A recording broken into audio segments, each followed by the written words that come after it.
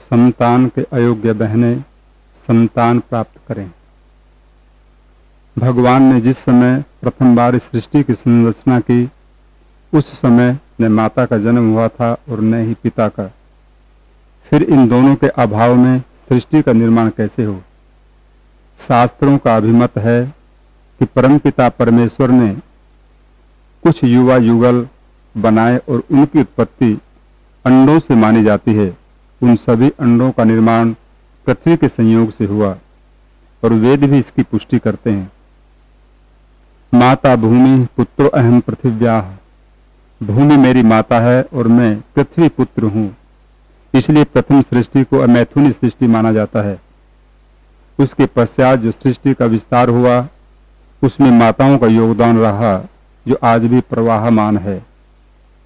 कई बार देखने में आया है कि कुछ बहनों को ऐसी शारीरिक व्याधियां हो जाती हैं जिनके परिणाम स्वरूप उनको संतान नहीं होती, और संतान का होना गृहस्थ का धर्म है, क्योंकि उनका लक्ष्य ही संतान प्राप्ति होता है।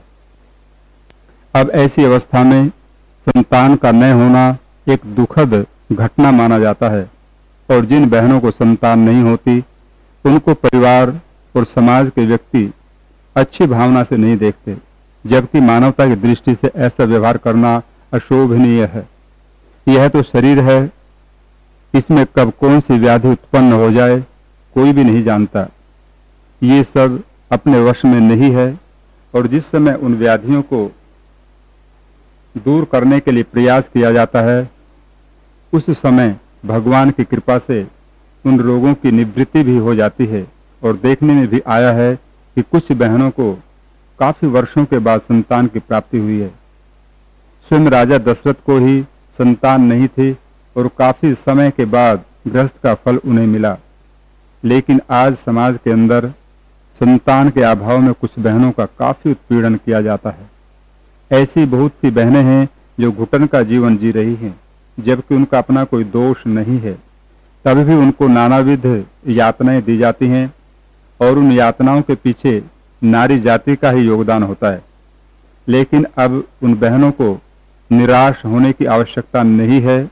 हमने योग और आयुर्वेद में कुछ ऐसा शोध किया है, यदि बहनें उन योगिक क्रियाओं एवं प्राणायामों का अभ्यास प्रारंभ से ही करती रहें, तब इस प्रकार की व्याधियां शरीर में कभी भी जन्म नहीं लेंगी और शरीर भी स्वस्थ रहेगा।